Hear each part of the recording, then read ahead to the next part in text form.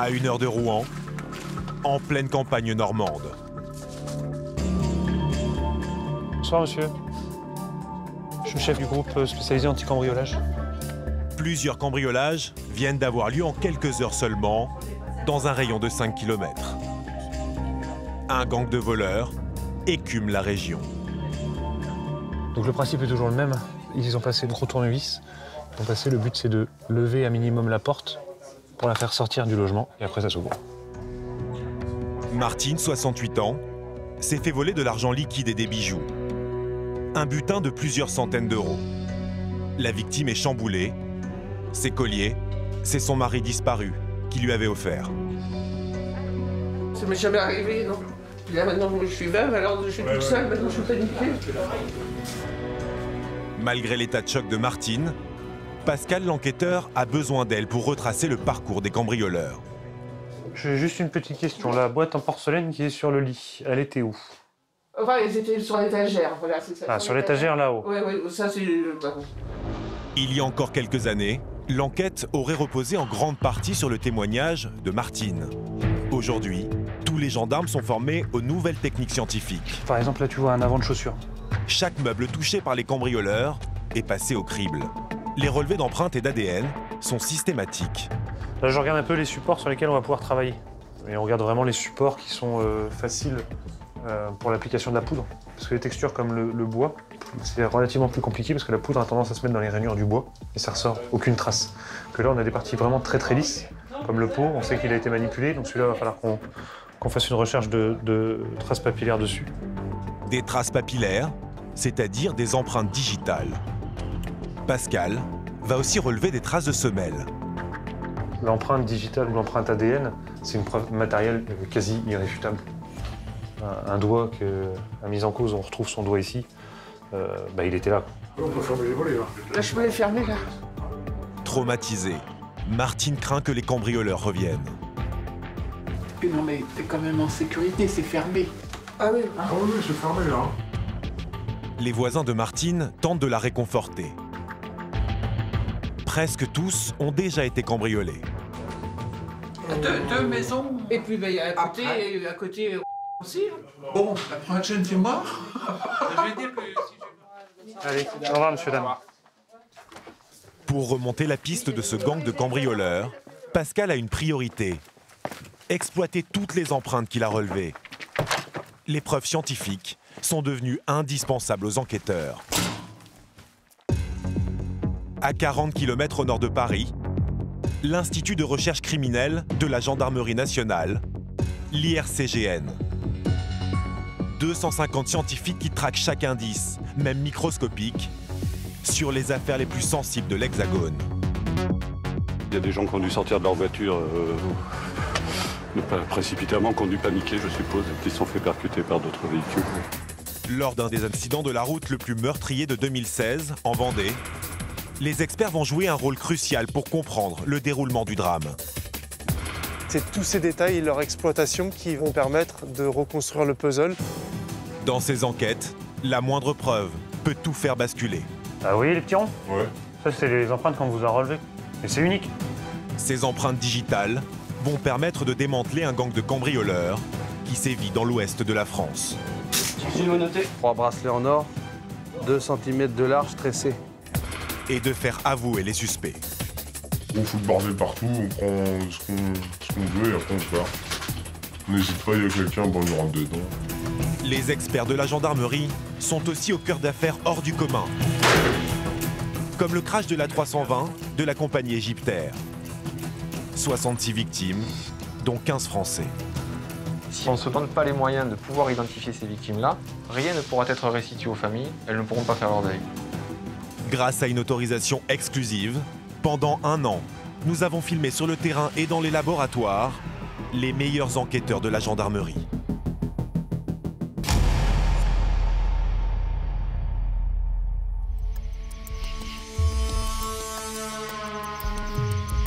En Haute-Normandie, dans l'Eure, à la gendarmerie de Pont-Audemer. Ça a été où exactement? C'est comme j'étais sur Brian. Pascal et son chef Laurent sont toujours sur la trace des cambrioleurs qui sévissent dans la région. Là, on a pris un ici, Ouais. le deuxième là. Ouais. Après, on a un ici. Ouais.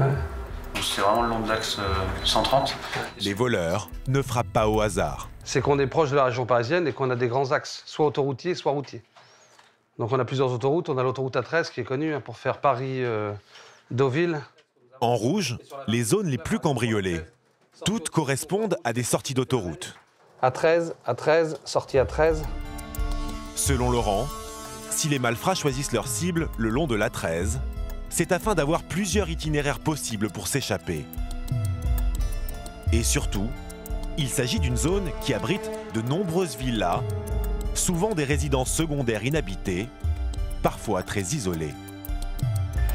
Les suspects auraient commis plusieurs dizaines de cambriolages dans la région et volé plusieurs centaines d'objets. Les dépôts de plaintes de victimes sont quotidiens. Là, en ce moment, depuis jeudi dernier, on en prend entre 5 et 10 par jour. On a l'impression des fois qu'on ne s'en sort pas, puisque ça tape d'un côté, pendant qu'on travaille sur un côté, ça va taper de l'autre. L'Eure est un des départements français les plus touchés par les cambriolages. Pour endiguer le phénomène, la gendarmerie a créé le GELAC, une unité spéciale de 5 gendarmes dirigée par Laurent. Ces 6 derniers mois, ils ont élucidé 115 cambriolages et retrouvé de nombreux biens volés. Pour arrêter la nouvelle équipe de cambrioleurs, Laurent compte sur les empreintes relevées par ces hommes. Bonne nouvelle. Donc, 4e fois qu'il est identifié par ses empreintes. Le même que les 3 dernières. C'est le même, voilà, il n'y en a qu'un qui match à chaque fois là. Toujours le même, donc on arrive à l'accrocher maintenant sur. Ça fait 4 faits pour lesquels on l'accroche via ses empreintes.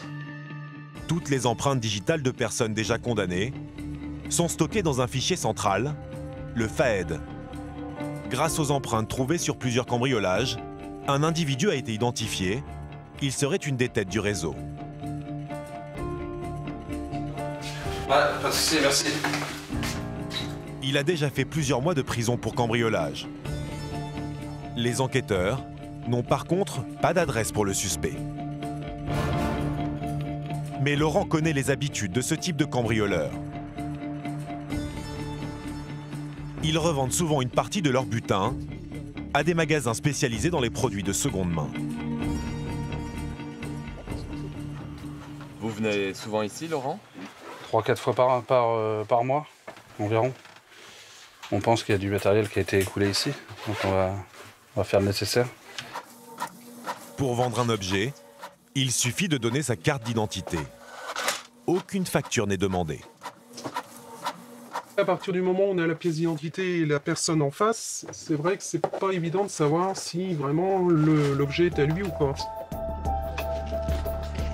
Coup de chance pour Laurent et ses enquêteurs, le suspect et certains de ses proches sont bien passés par ce magasin. Et là, donc en gros, pour 4, 5, 6, 7, 8, 9 objets, ils ont récupéré 475 €. Tous les objets ont déjà été revendus. Merci, bon courage pour la suite. Au revoir. Mais Laurent et ses hommes ne repartent pas bredouille. Les suspects ont laissé au magasin leurs 2 dernières adresses. Les enquêteurs ont maintenant une idée précise des déplacements des cambrioleurs présumés. On a fait un premier rapprochement d'une série de faits, donc là on voit bien leur domicile en D1, et donc tous les points jaunes, c'est la première jonction de faits qu'on fait, et on voit que ça se concentre vraiment autour de la commune de Fresnes-Cauverville. Donc après ils ont déménagé, ils sont venus arriver au D2, domicile numéro 2, sur Cormeilles, et là on voit que le phénomène de cambriolage s'est déplacé sur le secteur de Cormeilles. Dans le jargon des gendarmes, il s'agit de cambrioleurs locaux. Leur marque de fabrique, dévaliser leurs voisins. Ils vont jusqu'à aller faire des cambriolages à pied, quoi. Ils vont cambrioler les voisins, quoi. Après avoir écumé un village, ils déménagent comme si de rien n'était. Cela paraît invraisemblable, mais qui irait suspecter son voisin de l'avoir cambriolé? Voilà. Donc là, c'est le domicile qu'ils occupaient avant de partir sur Cormeilles, avec le garage. En 3 mois, les malfrats ont dérobé plus de 200 objets, pour un préjudice estimé à 35 000 €. Les gendarmes veulent les interpeller au plus vite. Nous, on va se mettre ici avec ton collègue et Raph. Mais ils doivent d'abord confirmer leur nouvelle adresse. François, tu te mettras en place ici, là, de façon à avoir des vues sur l'ensemble de l'arrière de cette rangée de bâtiments. Et nous, on va se poster ici, là. Les individus peuvent être armés. Pour le repérage, les enquêteurs prennent toutes les précautions. François appartient à une unité d'élite de la gendarmerie spécialisée dans le camouflage et plus habitué à la lutte antiterroriste. Couleur de peau, ça se voit assez loin. C'est pour ça que je porte des gants aussi. On voit pas mon visage. Donc en fait, j'essaie d'utiliser les couleurs naturelles, comme le beige, le vert. Du coup, je pense qu'ici, on est pas mal pour observer. Momo de François pour SR Radio. François est juste en face du domicile des voleurs présumés. De l'autre côté, Pascal et un autre enquêteur se positionnent dans un café. Le logement est cerné. La voiture rouge, là, on la surveille parce qu'elle a été vue sur plusieurs de nos cambriolages. La victime signale 2 individus qui sont repartis à bord d'un petit véhicule rouge. Et il donne des détails comme quoi un rétroviseur serait cassé et un feu arrière serait cassé également. Les gendarmes semblent à la bonne adresse. Pascal et son collègue partent à la recherche de preuves supplémentaires. Là, faut faire attention parce qu'il y a du feu. Après, on sait que souvent ils font des feux et ils brûlent. Éventuellement des choses qui viennent des cambrios, qui les intéressent pas, pour éviter qu'on les retrouve. Donc j'ai bien un visu sur la façade alpha là. Donc là pour l'instant, pas d'activité. Pas d'activité, il n'y a pas de lumière dans les pièces. Ok. Les indices concordent. Les gendarmes doivent s'assurer que les cambrioleurs habitent encore ici. Tiens, attends, ça sort. Et 2 nénettes. Momo de François. Il y a les deux filles qui sortent depuis la porte d'entrée, depuis la cour, en façade alpha. Elles arrivent sur ta position. Ces 2 femmes ne sont pas des inconnus pour les enquêteurs.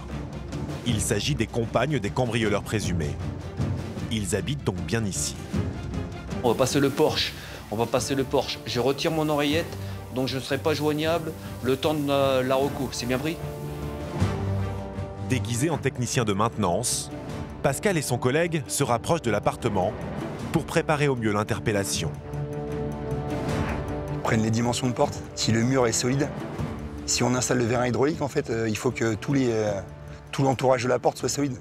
Sinon, en fait, c'est l'entourage qui casse et pas la porte. À l'intérieur du domicile, chien type staff, la target masculine non aperçue. Pour le moment, aucune trace des 2 hommes recherchés.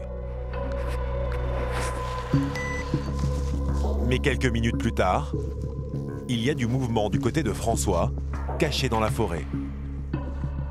Putain, c'est une silhouette de mec, hein, ce serait bien lui. Là, ils sont 2, il y a la fille qui sort. Dans la cour, vêtu vêtements sombres, style ouvrier avec un bonnet sombre. J'arrive pas à voir bien son visage. Il a pris contact avec une des 2 nénettes qui habite au domicile du target. Donc c'est possible que ce soit le target. À la nuit tombée, les gendarmes lèvent la surveillance. L'individu aperçu est bien l'un des 2 hommes qu'ils recherchent. Ils vont pouvoir l'interpeller. Au niveau de la corpulence, ça correspond long, maigre. Voilà, il reste à l'extérieur tout le temps, il fumait sa clope ou alors il bricolait. Il y a de grandes chances que ce soit lui. À l'échelon local, les gendarmes utilisent les techniques scientifiques pour faire avancer leurs enquêtes. Mais ils disposent de moyens exceptionnels quand il s'agit d'affaires d'ampleur internationale. « 18 mai 2016, 23h09. Un Airbus A320 de la compagnie Égyptaire décolle de l'aéroport Charles de Gaulle à destination du Caire. 3h30 plus tard, le vol MS-804 disparaît des radars.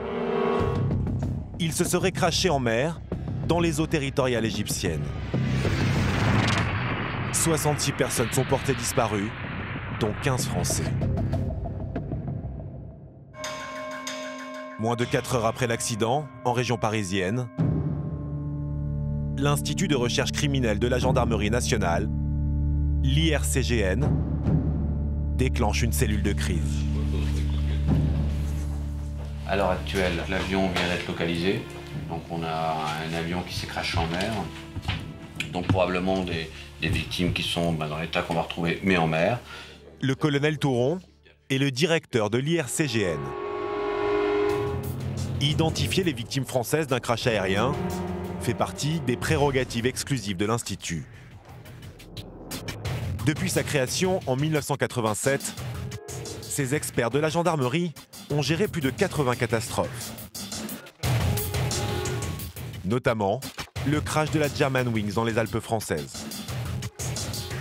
Les équipes sont prêtes depuis ce matin puisqu'on a un contrat opérationnel en 2 heures.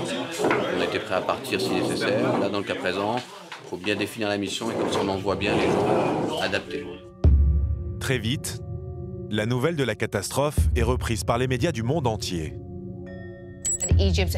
L'avion d'Egyptair a disparu lors de son vol entre Paris et Le Caire. Un avion de la compagnie Egyptair s'est donc écrasé en Méditerranée, au large d'une île grecque dans la nuit. Il reliait Paris au Caire avec 66 personnes à bord, dont 15 Français. À côté de l'aéroport Charles de Gaulle, une cellule d'accueil est mise en place pour les familles. La secrétaire d'État à l'aide aux victimes est pour le moment incapable de fournir une explication sur les raisons du crash.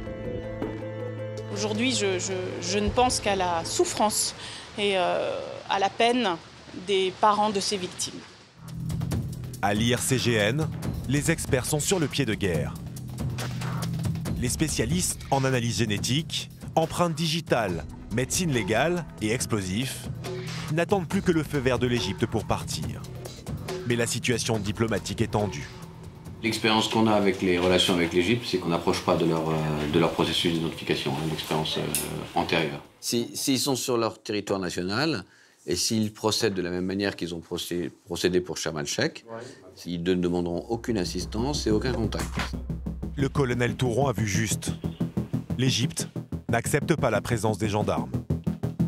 En revanche, faute d'équipement pour les recherches en eau profonde, le pays a besoin de l'aide de la marine française. Un départ dans l'axe jusqu'à 3000 pieds. Nous allons arriver sur zone et rejoindre un dispositif composé des Américains et des Grecs. Sur ces patrouilleurs de haute mer, la marine embarque des hydrophones, des engins capables de descendre à 5000 mètres de profondeur afin de détecter les boîtes noires. 3 semaines après le crash, l'épave de l'Airbus est localisée à 3000 mètres de fond. Seuls des débris d'avions et des restes de corps sont retrouvés par les enquêteurs égyptiens. Ce sont eux qui dirigent les opérations. L'identification des victimes s'annonce difficile. À l'IRCGN, les gendarmes entament le travail préparatoire à l'identification des personnes disparues. Les experts doivent recueillir l'ADN de leurs proches. Pour provoquer le prélèvement ADN des parentèles, nous, on a tout intérêt quand même à prendre en charge les familles assez rapidement. Allez, on va passer par là. Au domicile des victimes du crash, les gendarmes collectent des objets appartenant aux disparus. Ils réalisent aussi des prélèvements de salive sur leurs parents ou leurs enfants pour en extraire de l'ADN. Des échantillons transférés au département d'analyse génétique de l'IRCGN, dirigé par Sylvain. Non mais après, je les analyserai si je veux juste que c'est pertinent de les analyser. Ce commandant est un expert mondialement reconnu en biologie moléculaire. À 37 ans, il a déjà connu de nombreux théâtres d'opérations difficiles. Comme le crash de la Germanwings ou l'accident de car de Puisseguin qui a tué 43 personnes. Son obsession, ne pas contaminer les prélèvements. On s'équipe de manière assez importante. Il faut bien se rendre compte que notre métier, c'est de rechercher des traces infimes d'ADN et que par conséquent, la moindre trace d'ADN qui pourrait provenir de l'environnement extérieur à l'échantillon qu'on a analysé est une source de contamination. Sylvain commence par l'analyse d'objets appartenant aux victimes du crash, comme ces rasoirs. Donc là, on annonce 2 rasoirs. Chaque année, ce laboratoire réalise plus de 120 000 analyses ADN.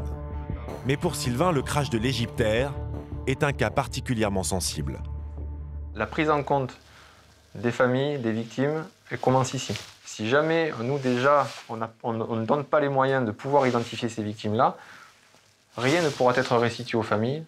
Si rien n'est restitué aux familles, elles ne pourront pas faire leur deuil. L'objectif, c'est de trouver une zone sur cet élément où il y a le plus de matériel biologique de la personne en question. Je vais réhumidifier légèrement mon écouvillon avec de l'eau stérile pour prélever le matériel biologique, si le matériel biologique est là.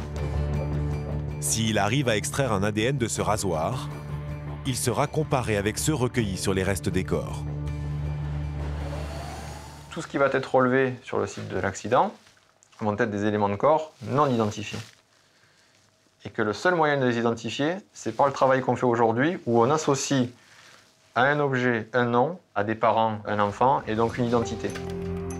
Les résultats des analyses sont attendus avec impatience par les familles des victimes.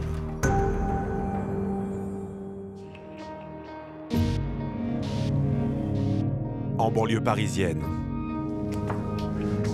dans le crash, Julie et Aude ont perdu un frère, Quentin, et leur père, Pierre. Voilà, là on entre dans la maison familiale, la maison où on a passé plusieurs belles années en famille. C'est la photo de Quentin aux Philippines l'année dernière, donc elle est très récente.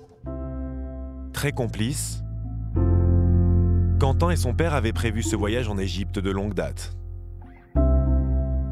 Papa, il avait beaucoup d'humour, un petit côté aussi espiègle et beaucoup de chaleur humaine. Julie, Aude et Quentin sont des triplés. Un lien particulièrement fort les unit. Ils ont pris l'habitude de se parler presque chaque jour. J'ai reçu un texto 30 minutes avant qu'ils prennent le vol, en fait. J'ai reçu un texto de mon frère parce que je voulais prendre de ses nouvelles. Il m'avait répondu à ce moment-là en me disant « C'est génial, on part avec papa, il fait beau à Assouan, on est dans quelques heures en Égypte, enfin voilà, ça va être une belle aventure. » Pour commencer leur deuil, les deux sœurs espèrent un rapatriement rapide des corps. Mais elles vont devoir attendre bien plus longtemps que prévu. Les experts de l'IRCGN doivent faire face à une nouvelle situation de crise. Sur la départementale 160, près de La Roche-sur-Yon, un gigantesque carambolage vient de se produire. 31 voitures et 6 camions se sont percutés dans une terrible collision en chaîne. Le bilan est lourd, 5 morts et 8 blessés, dont un en état d'urgence absolue. Il y a des gens qui ont dû sortir de leur voiture précipitamment, qui ont dû paniquer, je suppose, et qui se sont fait percuter par d'autres véhicules. Devant l'ampleur du drame, un des plus meurtriers de l'année 2016, le ministère de l'Intérieur envoie sur place les meilleurs spécialistes du pays. Les gendarmes du département véhicule de l'IRCGN. Jérémy, capitaine, 37 ans, est l'expert en accidentologie le plus réputé du service. Il va devoir déterminer le scénario du drame.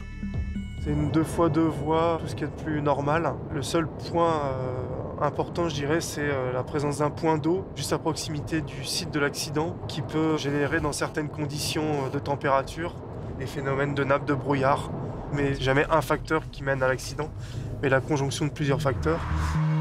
Plusieurs témoignages confirment un épais brouillard au moment de l'accident.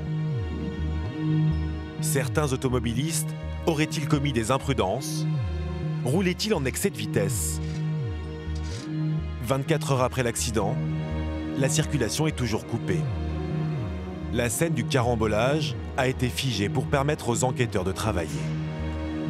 Une quarantaine de véhicules se sont télescopés dans les deux sens de circulation. Plusieurs poids lourds ont percuté de plein fouet des voitures qui avaient ralenti. Un peu à gauche. Encore un peu. Ouais. Jérémy relève les indices qui l'aideront à reconstituer la chronologie exacte des faits. On va prendre la trace là. Ça, c'est une trace de roulage. On va mesurer l'écartement de l'empreinte. L'interprétation de la trace va donner des indications en termes de comportement dynamique du véhicule. On continue ? Oui. Le procureur a ouvert une enquête préliminaire pour homicide involontaire. Jérémy doit aider à déterminer la responsabilité de chaque conducteur. Un challenge de taille, la scène de chaos s'étend sur plus de 250 mètres. Simplement en regardant la position finale des véhicules peut être trompeur. On ne sait pas où a lieu exactement la collision, il faudrait regarder toutes les traces, tous les débris laissés par les véhicules. C'est ça qui va nous donner la localisation la plus plausible de la collision. Un des éléments clés pour comprendre la chronologie du carambolage est de déterminer dans quel ordre se sont percutés les véhicules. Donc là, vous avez des traces exogènes avec des pots de matière de couleur rouge. Donc ça, c'est intéressant pour pouvoir relier ce véhicule à éventuellement cette Fiat 500. Si vous avez des traces noirâtres.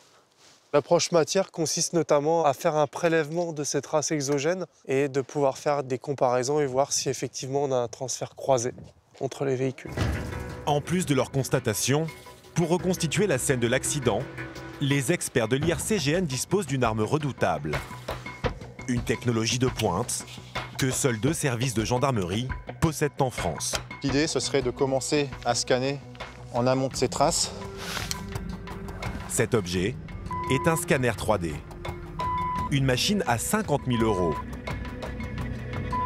Tout ce qui se trouve dans son champ de vision va être numérisé en 3 dimensions, dans les moindres détails et au millimètre près.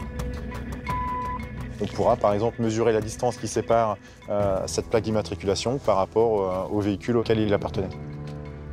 Les enquêteurs auront à disposition ce modèle 3D pour visualiser aussi longtemps qu'ils veulent la scène dans l'état où elle était au moment où on l'a prise en compte.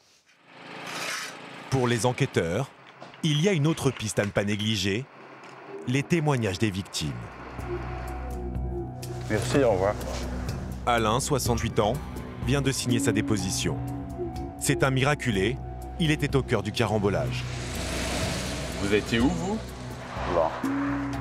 Je rentrais chez moi à Angers. J'avais passé le week-end à Talmont, là où on a la maison de famille.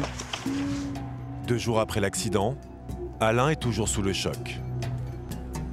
Pour la première fois, il retourne sur les lieux du drame. C'était peu après ce panneau-là. Bon, il doit y avoir quelques traces quand même. Voilà, bah, c'était là, oui. Mais ils ont fait le ménage, hein. Ce médecin à la retraite a souvent vu la mort en face. Mais il ne pourra jamais oublier la scène d'horreur qu'il a vécue ce matin-là. On n'a pas l'habitude de voir les gens dans cet état-là, couverts de sang, démembrés, dans des véhicules déchiquetés.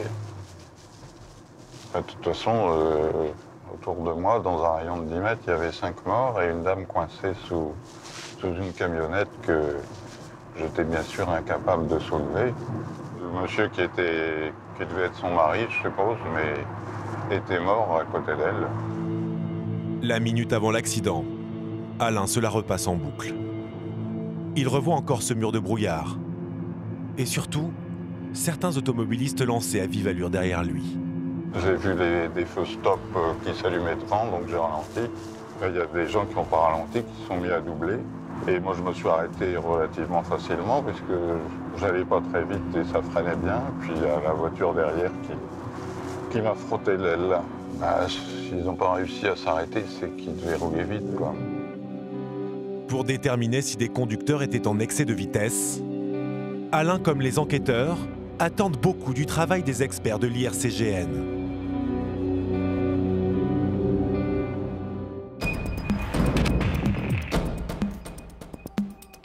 En Haute-Normandie, à Pont-Audemer, les gendarmes se préparent pour la plus importante opération de l'année. Frérot. T'as un message? Laurent, le chef de la cellule anti-cambriolage, met en place son opération. Demain, lui et ses hommes doivent interpeller des cambrioleurs en série qui écument la région. Et si vous voulez, ils sauvent à chaque fois lors des visites médicales, notamment. L'opération est d'autant plus délicate qu'un des cambrioleurs bien connus des services de police est prêt à tout pour échapper à la garde à vue. Il faut savoir qu'il a une particularité, c'est que dès qu'il est en cellule, il se fracasse la tête sur les murs et les mains aussi, juste pour pouvoir aller à l'hôpital et pouvoir se barrer. Donc logiquement, on va le laisser en garde H24. Pour neutraliser tout le réseau d'un seul coup, Laurent prévoit des interpellations sur 3 points en simultané.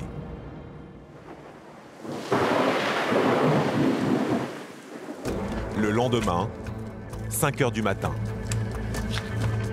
Une quarantaine de gendarmes est mobilisée. Armes de poing, gilets pare-balles, casques lourds et vérins hydrauliques. C'est une unité de la gendarmerie spécialisée dans les interpellations risquées qui va intervenir. Si on fait appel à nous, c'est qu'il y a un minimum de danger quand même. C'est le chef de ce groupe d'élite qui va choisir le moment précis où seront déclenchées les arrestations. C'est en fait le directeur opérationnel qui décide. Là, c'est parce que la personne est susceptible d'avoir des armes. Grande discrétion pour tous, qui ne nous file pas entre les doigts. À votre disposition. Ok, bah on met le convoi en place tout de suite. Allez, c'est parti. Laissez juste le temps de faire. Bien sûr. C'est bon? Cette opération est le point d'orgue de 4 mois d'enquête pour Laurent et son équipe. À cause de la dangerosité des suspects, gendarmerie! Lui et ses hommes attendent que le groupe d'intervention ait maîtrisé la cible avant de pénétrer dans l'appartement.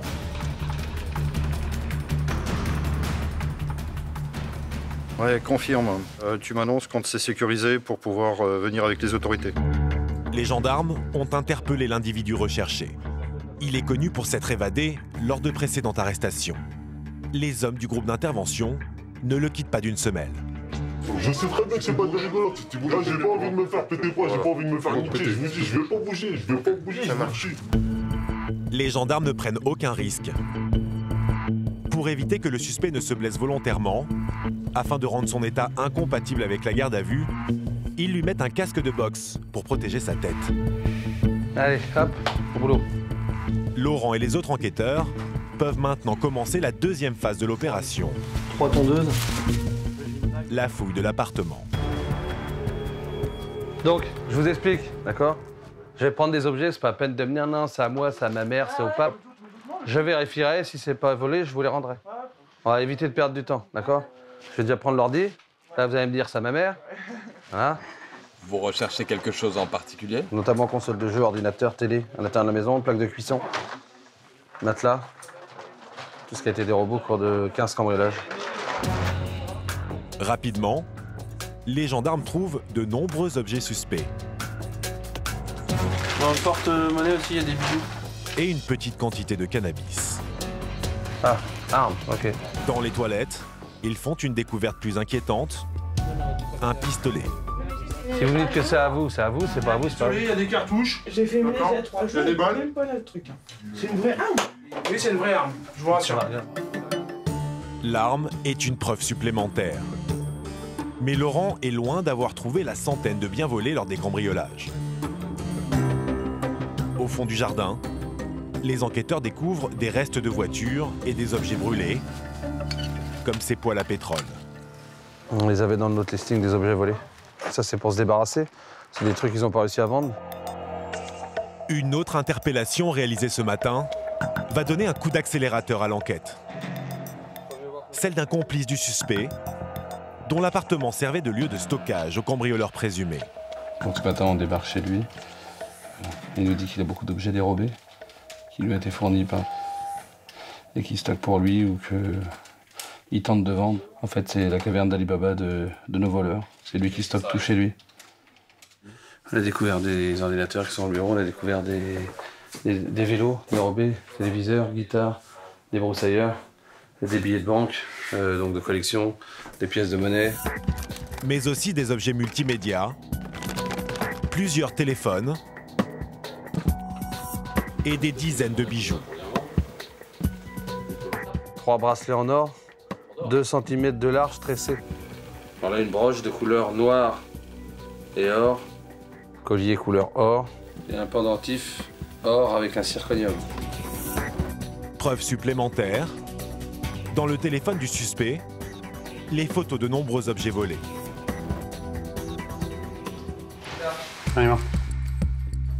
Les enquêteurs vont auditionner celui qui pourrait être le chef de la bande. Les empreintes de ce jeune homme, que nous nommerons Cédric, ont été retrouvées sur plusieurs cambriolages. Ça, c'est les empreintes qu'on vous a relevées quand vous étiez en garde à vue. Vous voyez les petits ronds là? Mais comment vous pouvez comparer ces sangs en fait? Ah, vous voyez les petits ronds? Ouais. Ça, c'est des points de détail. T'as des dessins sur tes doigts. Ouais, bah ouais. Tu vois? Quand tu... Ça s'appelle un minutie, tu vois là.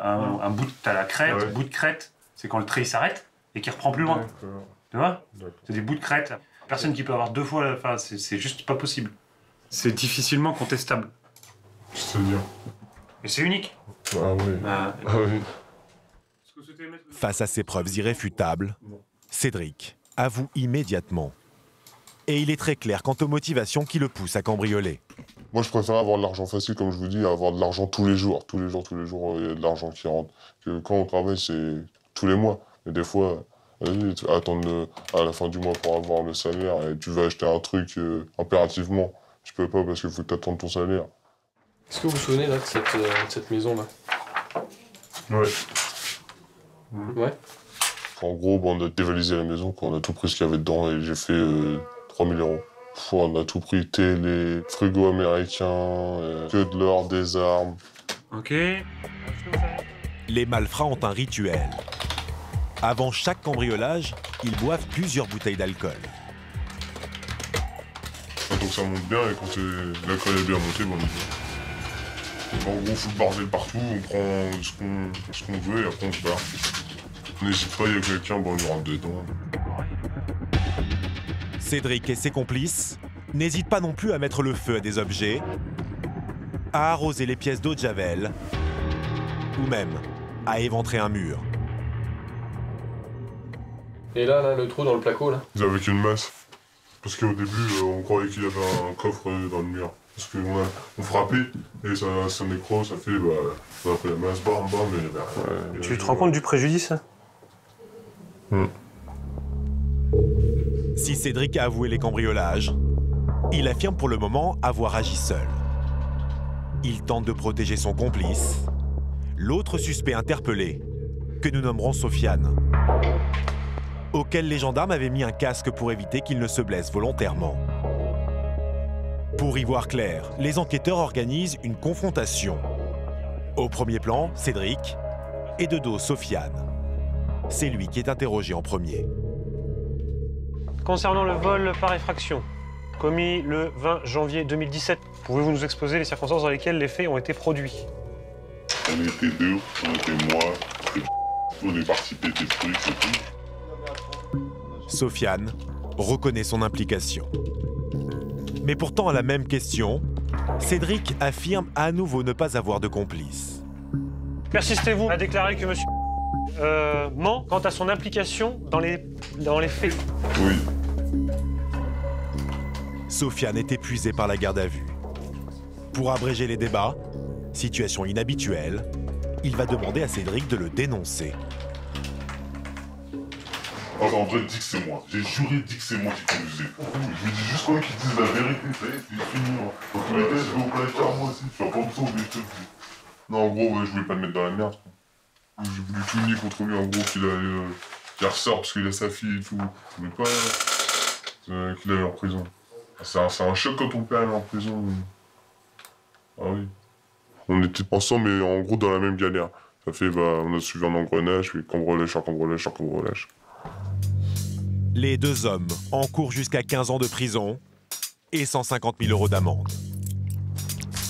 Pour éviter qu'ils ne communiquent avant d'être présentés à un juge, ils vont passer la nuit dans des cellules séparées.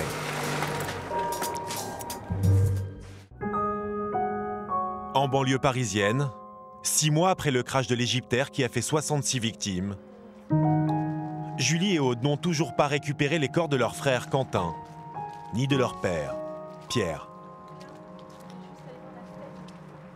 On s'était préparé psychologiquement à organiser des cérémonies, à enterrer nos proches et nous sommes toujours dans l'attente, très, très déçus et en colère parce que c'est totalement insupportable. Pourquoi est-ce qu'on nous refuse le droit d'enterrer nos proches?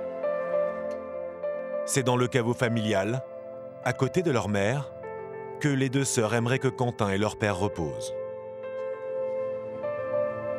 Mais comme les autres familles de victimes, Aude et Julie sont prisonnières d'un bras de fer diplomatique qui bloque le rapatriement des corps.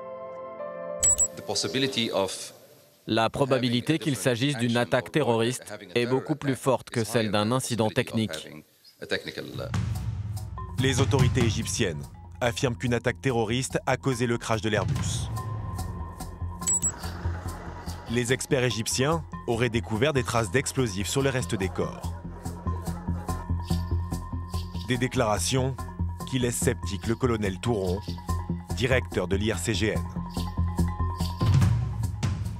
Lorsque l'autorité égyptienne dit avoir retrouvé des traces d'explosifs, ça a été une surprise pour nous. On ne peut même pas s'imaginer combien c'est des faibles quantités. Ça doit être de l'ordre d'une tête de cuillère à sel que vous mélangez dans une piscine olympique. Vous reprenez un dé à coudre de l'eau mélangée et vous allez chercher ici des traces de sel. Donc c'est vraiment des quantités mais infimes. Ça nécessitait une précision et un suivi de chaque échantillon que nous n'avons pas pu valider. La France refuse de confirmer les conclusions de l'Égypte. Le rapatriement des corps est reporté. Aude, Julie et les autres familles de victimes décident de contre-attaquer. Bonjour. Ce matin, elles organisent une manifestation devant l'ambassade égyptienne à Paris. On a une grande bâche qui est noire avec des corps dessinés en blanc. On a une banderole qu'il faudra porter. Aucune demande officielle n'a été déposée pour la manifestation. Sa réussite repose sur l'effet de surprise et un bon relais dans la presse. Solène est la sœur cadette de Julie et Aude. Aujourd'hui, elle veut faire entendre sa colère. Et on veut réclamer aux autorités une prise de conscience, qu'on n'est pas des pions, on est des êtres humains, qu'on a perdu nos proches et qu'on mérite qu'ils nous soient rendus pour pouvoir nous recueillir, pour pouvoir les enterrer décemment et avancer dans nos vies parce que c'est juste pas possible. Pourquoi l'Égypte veut-elle que la France reconnaisse une attaque terroriste sur l'Airbus? Peut-être pour protéger l'image de la compagnie aérienne nationale, qui pourrait être gravement mise en cause en cas d'accident. Bonjour. Il y a un responsable. Oui. C'est vous? Si vous voulez, c'est une opération un peu coup de poing. En fait, on est les familles des victimes du vol du crash égyptaire. Ah, d'accord. Pour Julie, la manifestation est un succès. La présence de nombreux médias lui redonne espoir. Elle espère que cette importante couverture médiatique va faire plier l'Égypte. On est solidaires, on est unis, on a cet espoir de pouvoir enterrer très vite, très prochainement, Quentin et papa. On en a besoin, c'est important. C'est fondamental pour vivre notre deuil. Et puis surtout, on avait besoin d'agir parce qu'on ne peut plus rester les bras croisés, c'est pas possible. 17 janvier 2017, aéroport Charles de Gaulle. Un A320 d'Égyptaire atterrit. À son bord, les cercueils des victimes françaises. L'Égypte a enfin accepté de restituer les corps. Aude, Julie et toute leur famille peuvent enfin se recueillir. Mais une question reste sans réponse. On espère que l'enquête va bientôt mettre à jour les raisons du crash. On fait confiance aux gendarmes de l'IRCGN, on fait confiance à la justice pour mener à bien tout ce travail. Les corps des victimes sont transférés à l'IRCGN dans le laboratoire de médecine légale. C'est ici que les gendarmes vont faire à nouveau les tests ADN pour confirmer définitivement l'identité des victimes. C'est un problème de confiance finalement entre les familles et le travail qui avait été fait d'identification. Pouvoir garantir aux familles qu'on leur rendait bien leur corps, voilà, c'était le travail qui nous a été demandé par les magistrats.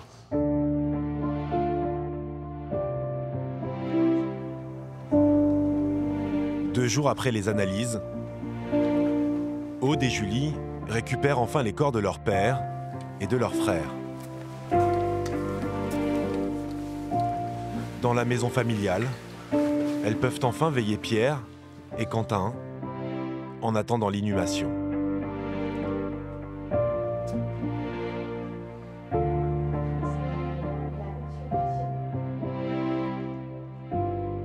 Là, il faut accepter d'utiliser le terme mort. La mort, c'est pas évident à accepter finalement.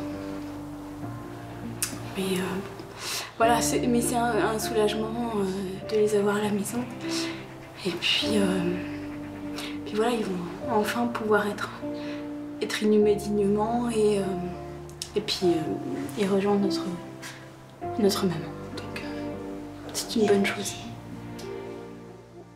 On peut monter.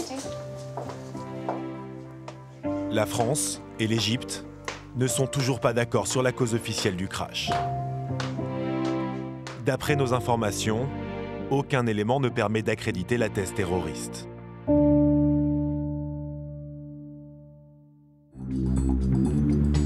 Pontoise, à l'IRCGN. Jérémy continue son enquête sur l'accident qui a fait 5 morts en Vendée. Grâce au scanner 3D, il peut réexaminer la scène sous tous les angles. Chaque débris, chaque trace de freinage sont numérisés. Contrairement à une simple photo, le scanner 3D permet également de réaliser des mesures. Des mesures capitales pour déterminer la vitesse des véhicules. Je peux faire une mesure de l'empattement à gauche, donc c'est la distance entre les 2 roues. Ici, j'ai 2,35 mètres. Donc cette mesure, en fait, après, je peux, en la comparant à des crash tests, retrouver l'énergie de déformation et faire un calcul de vitesse. Notamment déterminer à quelle vitesse ce véhicule a percuté un autre véhicule. Dans le garage de l'Institut, Jérémy conserve plusieurs véhicules impliqués dans d'autres accidents. Des véhicules qui peuvent aider, par comparaison, à comprendre ce qui s'est passé en Vendée. Ce véhicule a percuté, a priori, une glissière et un piéton. On a les membres inférieurs du piéton qui viennent en contact avec le pare-choc du véhicule. Ensuite, vous avez le bassin qui vient percuter la partie inférieure du capot. Et enfin, un impact au niveau de la tête qu'on retrouve au niveau du pare-brise. Donc souvent, ça se matérialise par une déformation du pare-brise en forme d'étoile. Il faudra encore plusieurs mois pour connaître les causes exactes du carambolage. Selon nos informations, plusieurs conducteurs auraient été en excès de vitesse au moment de l'accident et pourraient être mis en examen.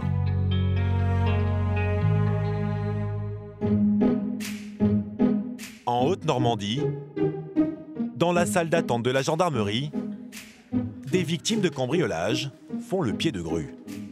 Tous les gens qui sont là, c'est pour identifier des objets? Oui, c'est ça. Ouais, donc il y a monsieur. Ouais, je crois. C'est la caméra, vous? Oui.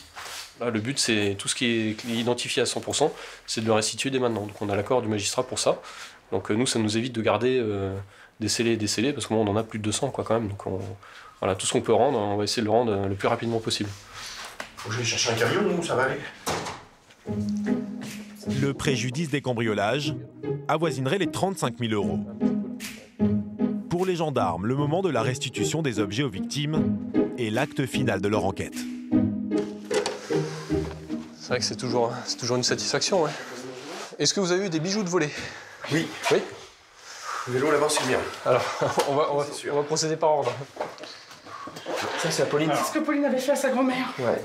Ça, c'était à ma maman. T'as les trois Ma mère et ma grand-mère.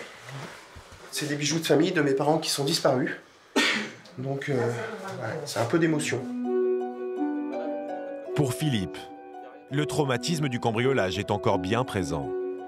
On est beaucoup plus vigilant, même si ça sert pas à grand-chose, mais...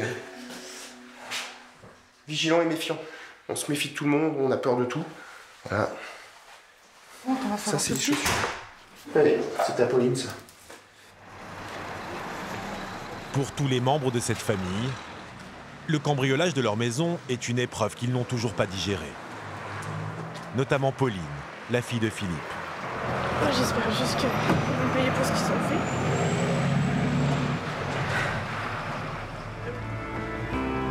Les cambrioleurs présumés ont été placés en détention provisoire dans l'attente de leur jugement. Les gendarmes de Pont-Audemer sont eux déjà sur la piste d'une autre équipe de malfaiteurs.